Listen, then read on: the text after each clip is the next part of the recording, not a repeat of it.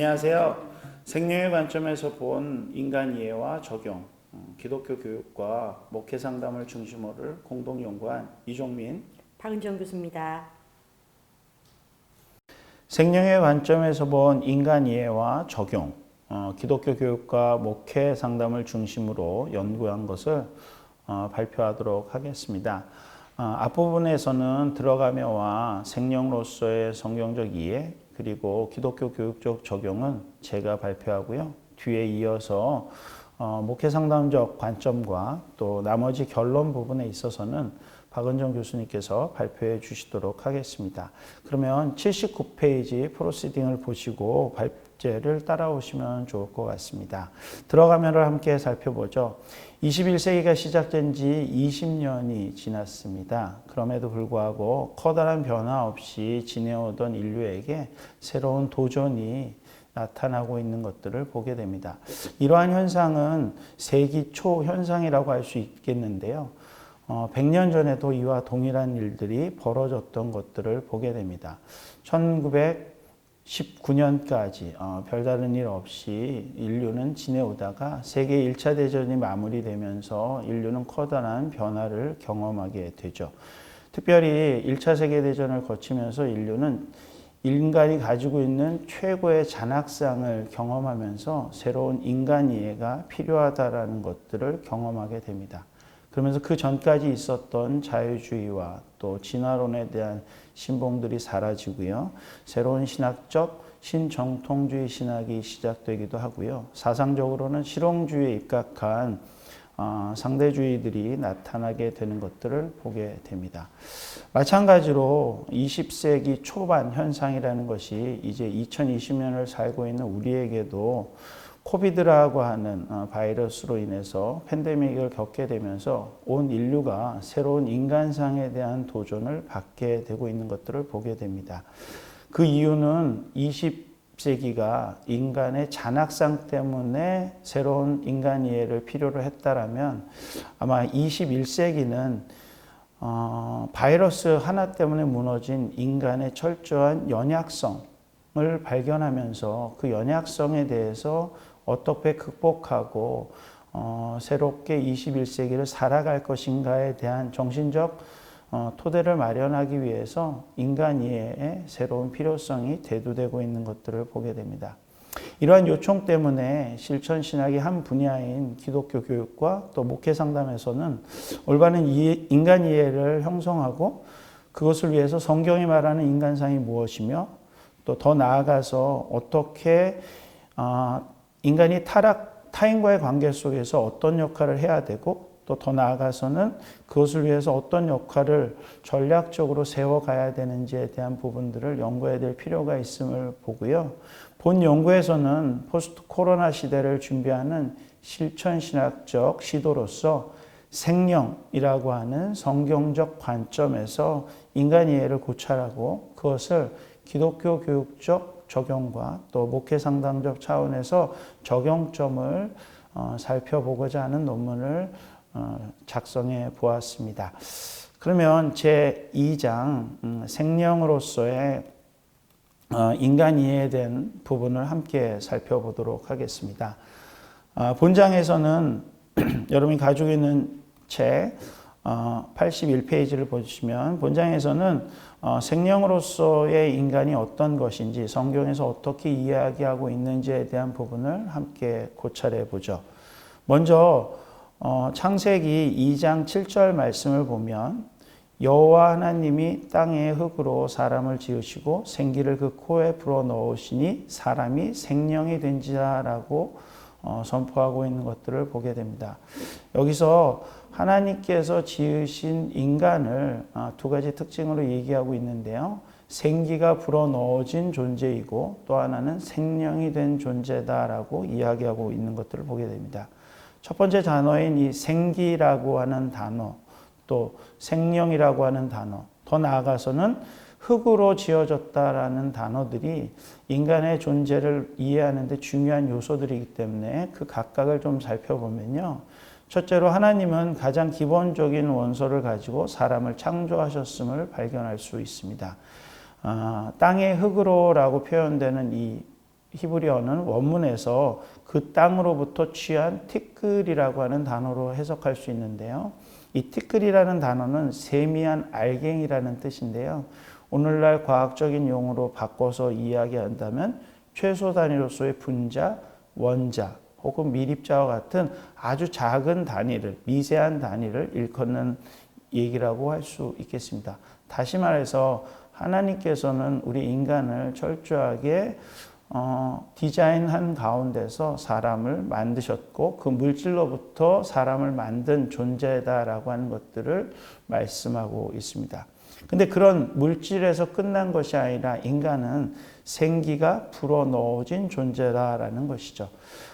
두 번째로 살펴보니 이 생기라는 단어는 다른 곳에서는 생명이다라고도 얘기하기도 하고요. 이 생기라고 하는 것은 조금 더 깊은 의미로 살펴보면 생명이라는 단어와 연관이 되어 있고요. 우리가 호흡하는 그 숨이라는 것과도 연관되어 있습니다. 그래서 이 생기를 조금 더 실제적인 의미로 해석을 하자면 생명들의 호흡이다라고 할 수 있겠죠. 물론 성경 각 곳에서 이 생기라는 것이 성령이나 또 다른 바람 여러 가지로도 해석될 수도 있지만 본문에서 의미를 조금 더 살리자면 물질에 생명을 불어넣어 주시는 그 장면으로 해석할 수 있는 것들을 보게 됩니다. 그리고 나서 맨 마지막으로 나오는 생령이라는 단어가 있는데요.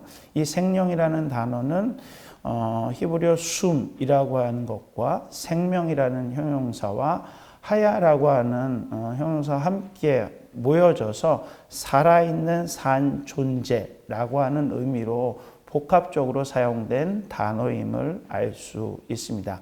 그래서 여러분 82페이지를 살펴보시면 이 생령이라는 단어가 조금은 구분해서 좀 사용했으면 좋겠다라고 생각되는 것이 우리가 늘 쓰는 동물이나 생물과는 좀 구별된 존재. 또 더 나아가서는 오늘날 움직이는 AI와 같은 비인간 존재하고는 좀 구별되어지는 새로운 인간 존재를 설명하고 있는 중요한 단어임을 발견하게 됩니다. 그렇다면 이 단어는 무엇을 의미하는 걸까요? 여러분 가지고 계신 82페이지에는 두 가지 의미로 해석할 수 있다라고 정리해 보았습니다. 하나는 구조적 본성으로서의 특성을 나타내는 단어가 이 생명이라는 단어이고요. 또 다른 하나는 존재적 방식의 특징을 나타내는 표현이 이 생명이라는 단어라고 할 수 있겠습니다. 첫 번째 구조적 본성으로서의 생명은 최영석 교수 같은 경우는 이렇게 설명하게 됩니다. 영육 통일체로서의 전인을 설명할 때 이 생명이라는 단어를 사용했다라고 이야기하고 있죠. 다시 말한다면 생명이란 성경적, 신학적인 관점에서 인간이 어떻게 구조적으로 형성되었는지를 잘 설명하는 용어로서 특별히 전인적 존재로서의 인간을 이해할 때 이 생명이라는 단어를 살펴볼 수 있을 것 같습니다. 83페이지에 여러 가지 인용구와 설명들을 덧붙였는데요. 살펴보시고요. 하나만 더 하이라이트 해드리면은 권영근 교수 같은 경우는 하나님께서 인간에게 생명의 숨을 불어넣으심으로 인해 비로소 파편적이거나 부분적인 존재가 아니라 신적 생명의 숨이 인간의 진료적인 것과 결합되면서 신체적인 면과 영혼적인 면에서 산 존재로 만들어졌다라고 해석하는 것들을 보게 됩니다. 이런 의미에서 인간이 어떤 구조로 형성되었는지를 잘 설명하고 있는 것들을 보게 되고요. 이 과정에서 우리는 일반적인 동물, 생물과 구별될 뿐만 아니라 인간이 만들어낸 AI, 인공물과도 전혀 다른 독특한 존재로 그 구성 방식이 이루어져 있음을 보게 됩니다. 그래서 이러한 인간은 하나님으로부터 생기가 채워진 동물과는 달리 신체적, 영혼적, 심리적 측면에서 전인적 존재로서의 생명이 되었음을 발견할 수 있습니다. 두 번째 같은 경우는 산혼이라고 번역을 해서 육신과 영혼이 함께 하나로 연합된 혼의 존재 방식을 가르쳐, 즉 인간의 존재 방식을 가르치는 하나의 표현으로서 해석하는 방법입니다. 소철원 교수는 이걸 가지고 영적 존재다라고 이야기하기도 하고요. 다른 말로 하면 성경적이면서도 철학적인 관점에서 존재적인 방식으로 설명하고 있는 단어가 바로 이 생명이라는 단어라고 할 수 있겠죠. 쉽게 얘기하면 육체로 표현된 영이었다라고 소철원 교수는 해석하고 있습니다. 육체에 국한하는 것이 아니라 육체가 오히려 영적인 존재 방식으로 나타나게 된 모습을 생명으로 표현하고 있는 것들을 이해할 수 있습니다. 이거를 우리가 이해하는 조금 쉬운 용어로 해석하자면 인격이라고 하는 개념과 동등으로 쓸 수 있는 말이 바로 이 생명이라는 단어라고 할 수 있을 것 같습니다. 그래서 이런 인격적인 존재가 어떻게 존재 방식으로 살 것이냐라고 했을 때 차정식 교수는 예전적 인간형, 실천적 인간형, 소통적 인간형, 또 생태적 인간형으로 해석하면서 하나님의 의도에 따라 창조된 인간은 육체의 영적인 존재 방식, 즉 인격을 가지고 심리적인 측면까지 포함하여 생명적 존재가 되었다라고 말하고 있는 것들을 보게 됩니다. 이를 다 종합해 보면 한마디로 얘기해서 생명이라고 하는 인간은 두 가지 이해를 할 수 있는데, 하나는 단순히 흙덩이로 주물럭거리며 우연히 만들어진 존재가 아니라 미세한 작은 존재, 즉 작은 원소들을 정교하게 조합하여 만들어진 창조주 하나님의 걸작품이라는 사실입니다. 이러한 인간은 구조적으로 단순한 물질의 총합이 아니라 전인격적으로 하나님의 명령을 위임받은 존재임을 알 수 있고요. 더 나아가서 인간 생명, 즉 생명 없는 물질 덩어리에 하나님께서 생명을 감지할 수 있는 영혼을 불어넣으심으로 인해서 결국 인간은 하나님의 피조물인 동시에 더 나아가서 인류를 새롭게 해석하고 또 이 땅을 다스리는 존재로서 보여주고 있는 것들을 보게 됩니다. 그래서 이와 같은 성경적 의미에서의 생명을 기초로 하여 그러면 어떻게 현대 사회에서 기독교 교육에 접목시킬 수 있을까를 3장에서 살펴보게 되겠는데요. 3장에서 그것을 살펴보기 위해서 현대 사회의 특징을 구분해서 설명해 보았으면 하는 생각이 듭니다.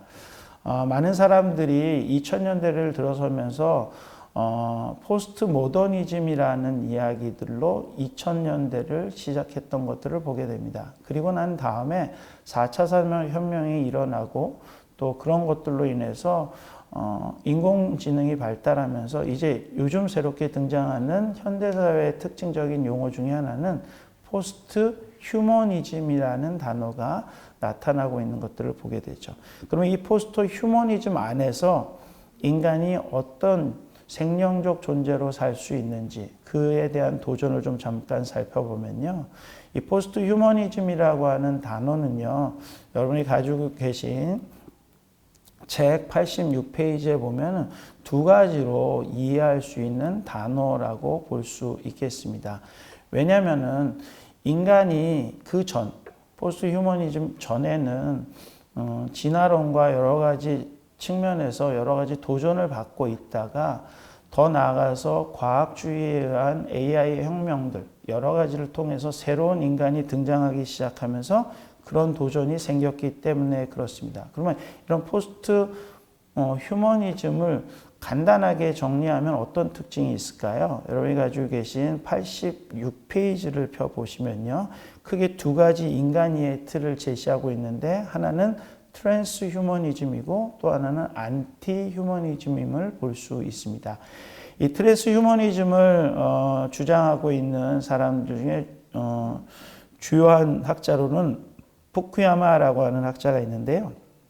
이 학자에 의하면 트랜스 휴먼은 인공 두뇌학과 유전자 이식학이 발달함에 따라서 새로운 인간형을 추구하면서 나타나는 모습으로 보게 됩니다. 소극적인 측면에서 보면은 치유를 목적으로 하여 사용하게 되지만 적극적인 부분에서 보면 인간의 기능을 강화하는 것을 목적으로 인공기술을 사용해서 새로운 인간형을 만들겠다라는 긍정적인 측면에서의 인간이해라고 할 수 있다라고 하면요. 이런 인간 이해에 대해서 우리가 조금은 도전을 받을 필요가 있다라고 생각이 듭니다. 특별히 87페이지 맨 밑에 부분 보면 기독교적인 관점에서 해석해 볼 때 인간의 고유성에 대한 성경적 개념이 새로운 종의 인간을 대하는 평가 기준이 될 것이며 동시에 그들에 대한 교육적인 방향을 제공하게 될 것이다 라고 하는 것들을 보게 되죠. 특별히 단순히 인공 두뇌학의 발달과 유전자 이식에 의한 인간의 기능의 강화로 생령으로 창조된 인간을 고유한 인간으로 본다면 아마 인간의 고유성에 있어서 침해가 있는 것이 아닌가 하는 것들을 보게 됩니다. 그래서 이러한 부분에서 트랜스 휴머니즘이 이야기하고 있는 긍정적인 면도 있지만 그럼에도 불구하고 성경에서 말하는 생명적 인간으로서 인간을 이해하는 것이 중요하다라고 할 수 있겠습니다. 뿐만 아니라 안티휴머니즘에서 보고 있는 인간 이해는 기존에 가지고 있던 인간의 우월성과 특이성을 인간과 동물의 구별 없이 사용하게 되면서 인간의 인간됨을 무시하게 되는, 부정하게 되는 이해가 될 수도 있다라는 거죠. 이와 관련돼서 가장 우리가 잘 알 수 있는 것은 사이보그와 같은 인간형이라고 할 수 있겠죠. 그럼 이러한 인간적인 이해, 도전을 기독교적으로 어떻게 이해해야 될 것인가? 여러분이 가지고 있는 책 88페이지에 보면 이러한 논의에 대한 기독교 교육학적인 관점에서 본다면 인간은 인간에게 부여된 문화에 대한 성경적 개념이나 그 과학기술과 그로 인해 나타나는 과학주의 여러 가지 것들에 대해서 오히려 인간이 생명으로서 적극적인 사고방식을 하고 오히려 안티 휴머니즘이 아닌 더 나은 인간으로서의 성경적 개념을 제시해야 될 필요가 있다는 것들을 보게 됩니다.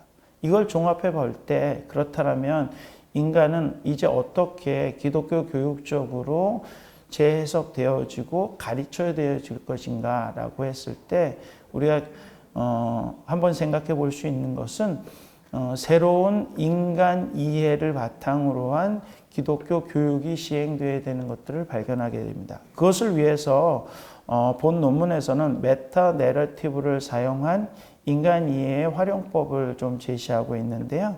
이 메타 내러티브라고 하는 것은 기존 내러티브에 있는 구조들을 활용해서 우리가 어떻게 보다 심층적으로 본질적인 인간 이해를 적용해서 기독교 교육을 활용할 것인가 라고 하는 것들을 보여주게 됩니다.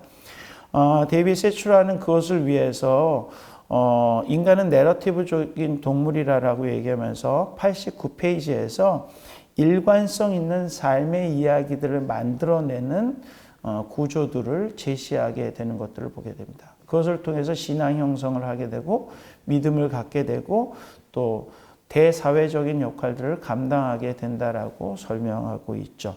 그뿐만 아니라 찰스 거친 같은 경우도 그와 비슷한 살아있는 인간 문서로서의 역할을 통해서 우리가 어떻게 이제는 동물과 생물과는 구별될 뿐만 아니라 인공지능으로 인한 AI와도 구별된 생명으로서의 인간을 설명할 수 있는가라는 것들을 소개하고 있는 것들을 보게 됩니다. 그래서 데이비드 스미스가 그런 메타 내러티브를 활용한 인간 이해의 성경 교육 방법론을 제시하는과 동시에 브루멜른 같은 경우는 인간 이해를 바탕으로 해서 메타 내러티브를 어떻게 교육 전략적으로 활용할 것인가를 설명하기도 합니다. 그래서 저는 이런 부분들을 종합해서 여러분이 가지고 계신 프로시딩 90페이지를 보시면 인간 이해를 위한 메타 내러티브를 적용한 생명을 적용한 창조, 타락, 구속, 회복에 대한 메타 내러티브 이야기들을 적어 놓고 있습니다. 그래서 이런 인간 이해의 바탕을 통해서 계속해서 하나님이 원하시는 참으로 올바른 기독교 교육을 이루어가고 더 나아가서는 올바른 목회 상담으로서의 연결점들을 마련하는 연구를 시도해 보았습니다.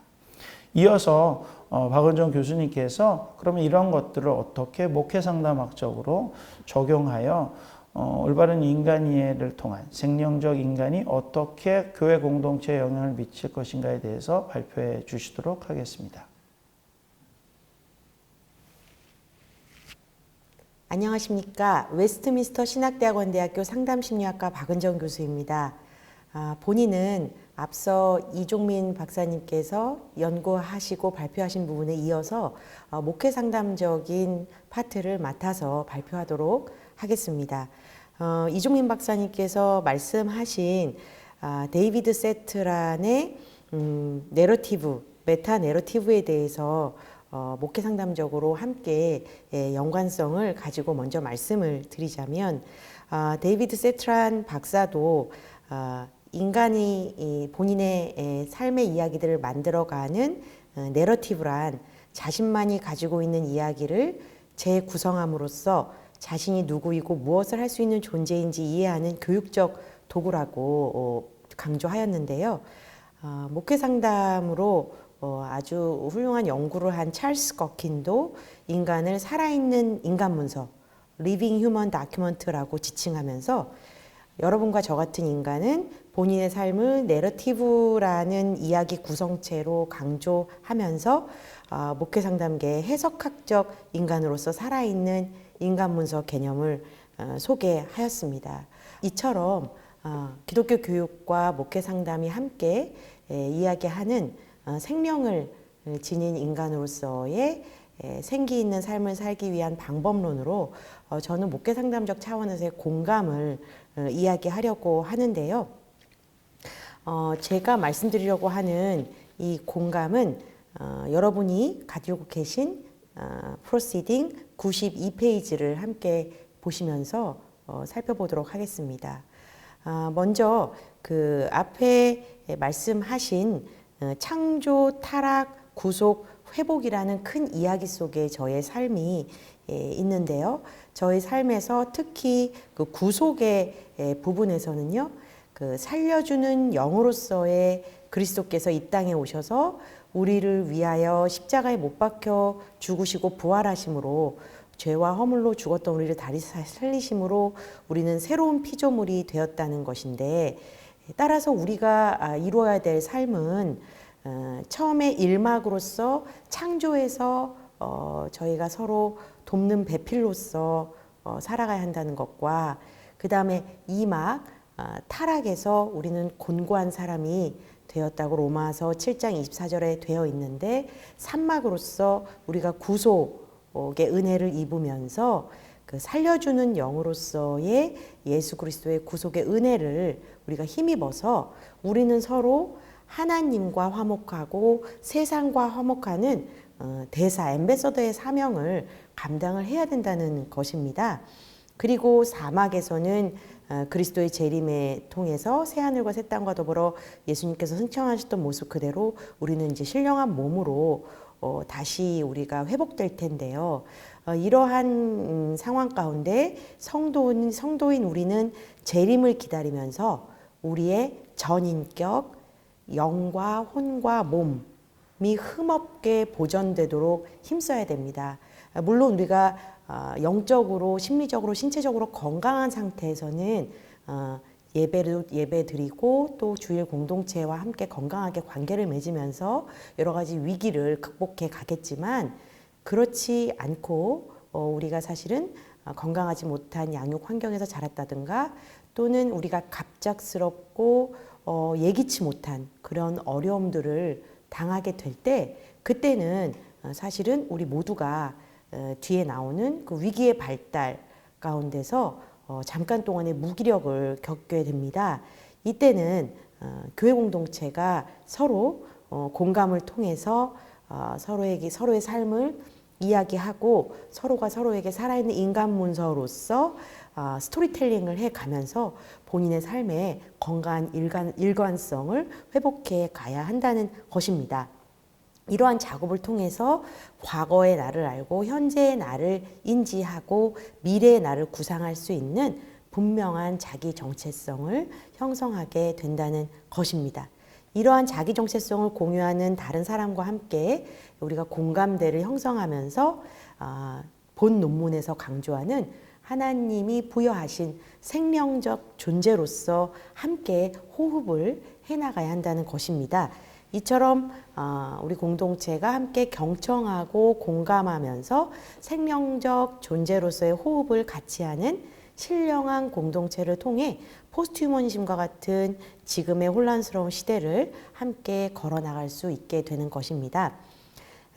이제 이어서 생명적 존재로서의 회복을 위한 심리적 호흡의 중요성에 대해서 말씀을 드리겠는데요. 92페이지, 프로스팅 92페이지 이 아래쪽 보시면 기독교 교육적 관점에서 우리 이종민 박사님이 연구하신 메타 내러티브가 교회 공동체 내에서 실제적으로 실천될 수 있도록 목회 상담적 방법론을 제시하고자 하는 것이 본 연구자의 목표입니다. 교회 공동체가 서로 공감하는 심리적인 호흡을 통해서 생명적 존재로서 건강하게 살아갈 수 있는 구체적인 전략들을 제안하려는 것입니다. 이를 위해서 먼저 영적 호흡을 지닌 생명적 존재의 청지기로서의 인간 삶에 대한 개념들을 확인한 후에 이어서 심리적 호흡인 공감을 교회 공동체에서 실천할 수 있는 방안으로서 하인즈 코헛, 대상관계 심리학자인 하인즈 코헛의 3가지 긍정적 자기대상 경험의 방법들을 실제적인 방법론으로 제안하고 고찰하고자 합니다. 이것은 성경에서 말하는 함께 웃고 함께 울라는 명령에 따라서 공동체가 서로 공감을 하여야 한다는 말씀이고요. 93페이지 교재 보시면 그렇기에 사람의 창조는 그 전에 창조된 다른 피조물들과의 창조와 연계도 되어 있지만 구별도 되어 있습니다. 이 구별이 되어 있다는 말은 사람만이 하나님의 뜻을 이해하고 그 뜻을 실천할 수 있고 수행할 수 있기에 이러한 관점에서 사람은 피조된 세계 안에서 하나님께서 사람에게 명령하신 대로 그의 뜻에 따라 피조물을 다스리는 청지기가 되어야 한다는 것입니다. 저희가 하나님의 뜻에 따라 피조물을 다스리는 청지기 역할을 하도록 지음 받았지만 에덴 동산에서 하나님과의 언약을 어긴 결과로 낙원에서 퇴출된 후에 인간의 내면 세계는 죄로 인해서 굽고 비뚤어지고 일그러진 모습이 되었습니다. 이때부터 여러분과 저 그리고 피조 세계는 탄식 속에서 항상 구원을 바라보면서 소망을 간구하게 되었죠. 우리가 이렇게 비뚤어지고 일그러진 모습으로 되어졌기 때문에 삶의 위기 가운데 혼자서 이 위기들을 다 극복하기에는 관계적인 인간으로 하나님께서 창조하셨기 때문에 어려움이 있고 따라서 공동체의 공감의 중요성을 강조하려는 이유가 거기에 있습니다. 앞에서 이종민 박사님도 말씀하셨지만 하나님의 영은 창조의 역사에서부터 계시의 주체로서 활동하셨고 하나님은 그의 영을 보내셨고 영의 도움으로 모든 만물을 창조하셨습니다. 특히 흙으로 인간을 만드시고 코에 생기를 불어넣으셔서 우리가 생명이 되었죠. 사실은 영이신 하나님이 그의 대표적 피조물인 인간을 창조하실 때 어떻게 관계되셨는지를 말해주시는데요. 이는 창조의 역사가 영이신 하나님의 활동 역사이며 하나님은 자연 속에서 그 영의 활동을 거두실 때에 모든 피조물은 영과 물질로 나누어지고 흙으로 돌아가게 되는 것입니다. 따라서 우리는 하나님의 뜻이 자연세계 만물의 모습으로 펼쳐진 것이라면 하나님의 모습으로서의 대우주가 세계 만물이고 인간은 그 모습을 축소하여 놓은 모습이라고 생각하시면 되겠습니다. 여기서 하나님의 형상으로 지음받은 여러분과 제가 해야 할 역할은 하나님의 대우주적인 모습을 반사하는 거울과 같은 존재가 되어야 하는데 이것이 바로 이후에 제가 설명해 드릴 하인즈 코헛의 건강한 자기대상 경험의 세 가지 중에서 첫 번째가 거울 자기대상 경험이고요. 두 번째가 이상화 자기대상 경험이고 세 번째가 쌍둥이 자기대상 경험인데요. 첫 번째에 해당하는 거울 자기대상 경험의 역할이 서로가 서로를 긍정적으로 바라봐 주면서 하나님의 생명을 지닌 그런 존재로서 충분히 꿈과 포부를 가지고 살아갈 수 있도록 돌봐주는 존재로서의 역할인데 그 부분을 사실은 신학적으로도 이렇게 연계해서 우리가 하나님의 대우주를 비춰야 할 거울적인 존재로서 서로가 서로를 또 비추면서 그 하나님의 형상이 그 안에서 하나님의 형상이 회복되도록 도와야 한다는 그런 의미와 연결시키도록 하겠습니다. 여러분 가지고 계신 프로시딩 94페이지 보시면 그 하나님의 창조 세계는 하나님의 작정과 계획 가운데 이루어졌으며 인간에게는 언약 관계에서 제시된 하나님 중심의 세계고 그 안에서 인간은 하나님의 형상으로 지어진 생명적 존재로서 창조자 하나님의 뜻에 순종하는 삶을 통하여 하나님의 영광을 드러냄이 존재의 최대 목적이라는 것을 알고 있는데 이러한 것은 하나님과 사람과의 관계, 사람과 사람과의 관계, 그리고 사람과 자연 피조물과의 관계 질서가 조화를 이루도록 우리 인간이 청지기로서 종교적 문화적 사명을 가진 자여야 한다는 것입니다. 이 일에 사명과 책임을 부여받은 존재임을 알고 인간이 올바른 질서의 관계를 이루는 삶이 하나님 뜻에 순종하는 것이며 하나님을 영화롭게 하는 것이겠죠. 이러한 것을 실현하기 위해서 우리 인간이 열심히 살아가지만 우리는 왜곡되고 일그러진 존재이기 때문에 각각 개인이 발달하는 가운데 발달의 위기들을 겪게 됩니다. 발달 위기에 대해서 게슈탈트 심리학자 프레드릭 펄스는요, 인간 삶이 새로운 변화로 인한 스트레스를 겪게 되면 정신적 질병을 얻게 되며 이 심각한 성격상 문제의 핵심에는 성장이 부족한 상태 또는 성장을 거부하는 태도가 있다고 하겠습니다. 이러한 성장이 부족하고 성장이 거부하는 태도의 상태는 인간이 다시 안전기지를 찾고자 하는 그러한 추구를 하게 되는데 존 볼비라는 애착이론 학자는요. 인간은 평생에 걸쳐서 정말 어머니의 모태에서처럼 따뜻하고 포근하고 안전한 안전기지를 평생 찾아다니게 되는데 이것은 신학적으로 에덴 동산에서 쫓겨난 저와 여러분이 계속 에덴 동산을 추구하는 것과도 연결이 된다고 할 수 있겠습니다. 따라서 이러한 안전기지를 계속 찾아서 인간은 발달의 전환의 시기에 위기를 극복하게 되는데 거기에는 관계의 역할이 필요하다는 거죠. 물론 우리가 어릴 때는 부모님들이 돌봐 주시겠지만 아동기와 청소년기에는 또래관계, 청년기 이후에는 또 결혼을 맞이하면서 가족과 공동체의 중요성이 부각되는 것입니다. 95페이지 함께 보시게 된다면 인간은 위기 안에 있는 이 개인은 가족이나 사랑하는 사람과 함께 있을 때 사실은 상호 의존적인 우정과 친밀성을 형성하면서 공동체를 이루어 가게 되는데요. 이러한 사람과 모든 피조물이 더불어 살아가는 피조 공동체가 이루어져야 한다는 것입니다. 이런 피조 공동체가 추구하는 세상의 창조가 완성되는 때는 하나님의 안식이 이것이야말로 최고의 안전기지인 Secure Base가 될 수 있을 텐데요. 이러한 하나님의 안식이 깃든 때이며 이것은 모든 피조물에게 예수님 안에 있는 하나님의 생명이 충만한 상태이고 이것이 바로 생명이 충만한 상태라고 볼 수 있겠습니다. 이러한 생명이 충만한 상태는 영적으로 충만한 상태, 또 신체적으로 호흡이 건강한 상태, 그 다음에 저희 목회 상담적으로는 심리적인 건강이 중요한 상태라고 말씀을 드릴 수 있겠는데요. 제가 여기서 소개하는 하인즈 코엇이라는 대상관계 심리학자는요, 지그문트 프로이드라는 정신분석 학자가 인간의 심리, 개인, 내적인 것을 중심으로 한 학자라면 그 프로이드에 이어가는 대상관계 심리학자와 또 그것을 이어가는 자기 심리학자인 하인즈 코엇은 지그문트 프로이드가 자기애를 정신병리로 취급했던 것과 달리 인간이 어릴 때부터 충분히 사랑받고 나는 기독교 상담적으로 얘기하자면 하나님의 딸, 하나님의 아들로서 자존감이 충만하고 하나님과 연관된 상태에서는 무엇이든지 할 수 있을 것이라는 이런 건강하게 성숙되어가는 과정이 필요한데 이러한 욕구들이 평생에 걸친 어떤 관계, 공동체 속에서 이루어지고 충족되어야 한다고 강조했습니다. 그래서 프로스팅 96쪽의 코엇은 개인이 심리적으로 생존하기 위해서 긍정적인 자기 대상으로부터 공감을 받는 경험이 심리적 호흡에 꼭 필요한 요소라고 했습니다.